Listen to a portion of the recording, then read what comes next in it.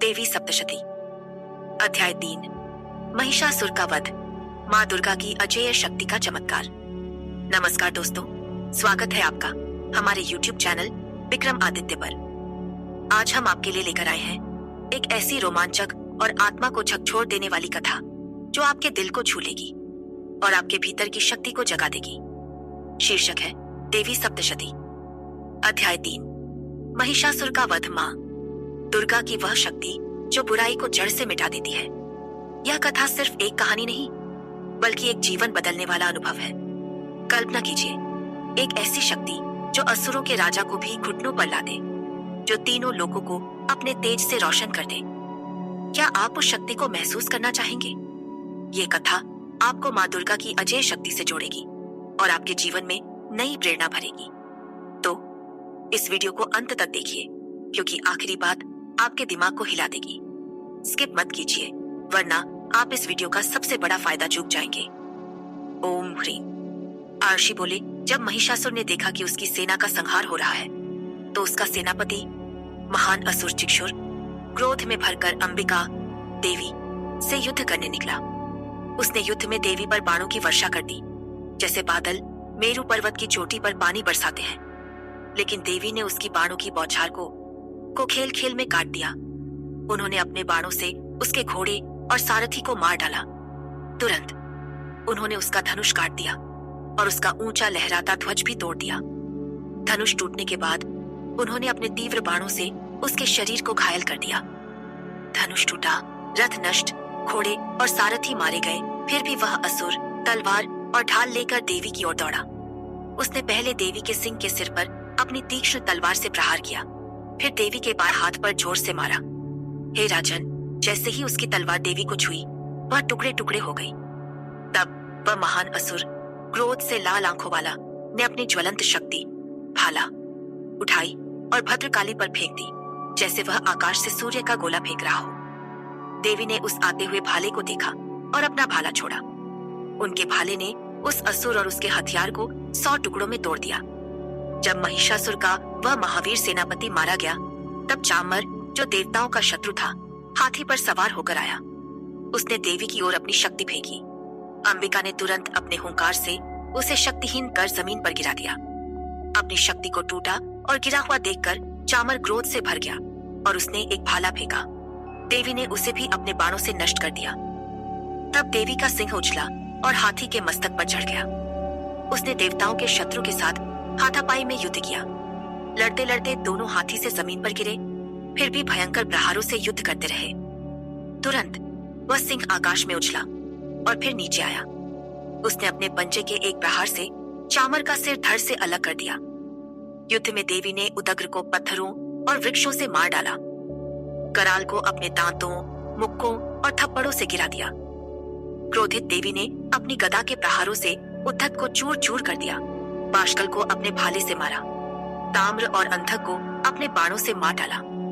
3 नेत्रों वाली परमेश्वरी ने अपने त्रिशूल से उग्रास्य, उग्रवीर्य और महाहनु को भी मार डाला। विडाल का सिर उन्होंने अपनी तलवार से धड़ से अलग कर दिया। दुर्धर दुर्मुख को अपने बाणों से यमलोक भेज दिया। जब उसकी सेना का इस तरह संहार हो रहा था, महिषासुर अपने महिष भैंस रूप में देवी के गणों को डराने लगा।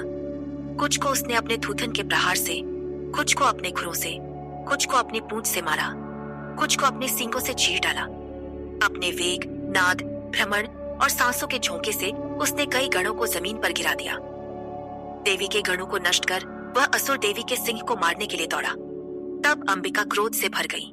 महिषासुर, जो महान बलशाली था, ने अपने खुरों से पृथ्वी को कुचल दिया। अपनी सींगों से उसने पहाड़ों को आकाश में उछाल दिया और जोर से गर्जना की। उसके उन्मत्त भ्रमण से पृथ्वी टुकड़ों में बिखर गई।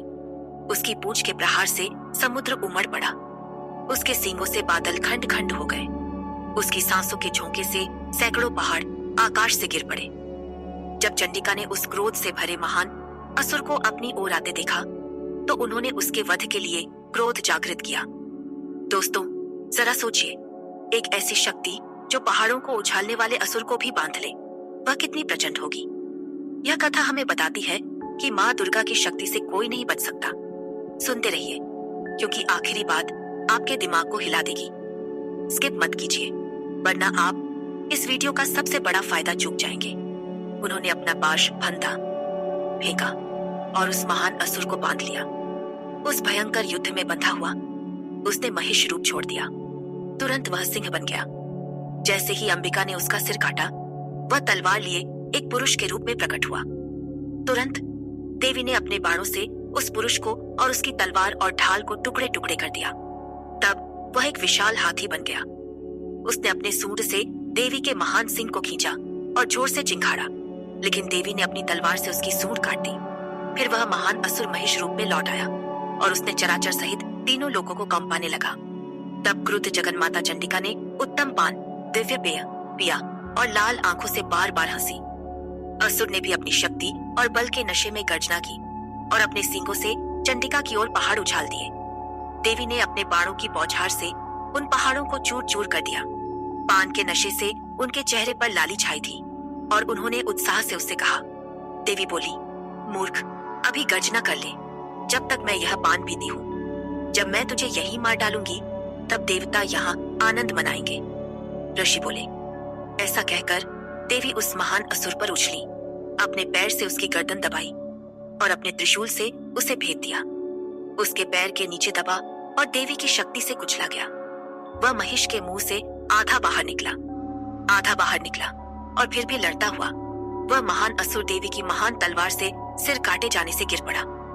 तब हाहाकार करते हुए सारी असुर सेना नष्ट हो गई और सारे देवता समूह आनंद में डूब गए। देवताओं ने महर्षियों के साथ मिलकर देवी की स्तुति की। गंधर्वों ने गीत गाए और अप्सराओं ने नृत्य किया। दोस्तों, यह कथा हमें सिखाती है कि माँ दुर्गा की शक्ति हर बुराई को मिटा सकती है। चाहे वह कितना भी शक्तिशाली हो, चाहे वह कितने ही रूप बदल ले, माँ की शक्ति के सामने कोई नहीं टिक सकता। अब वह आखिरी बात जो आपके दिमाग को हिला देगी। हमारा चैनल विक्रम आदित्य न सिर्फ ऐसी प्रेरक कहानियां लाता है, बल्कि आपके जीवन के हर सवाल का जवाब देता है। अभी एक पल रुकिए और हमारे चैनल को सब्सक्राइब करें और हमारे व्हाट्सएप नंबर 7980210280 पर मैसेज करें। क्यों? क्योंकि हम आपको मुफ्त ज्योतिषीय भविष्यवाणियां और आपके जीवन की हर समस्या का समाधान देंगे।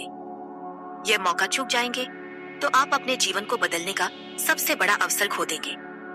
तो अभी सब्सक्राइब करें और व्हाट्सएप पर संपर्क करें, क्योंकि माँ दुर्गा की कृपा आपके साथ है और हम आपके जीवन को और बेहतर बनाने के लिए हैं। धन्यवाद और फिर मिलेंगे अगली कथा के साथ।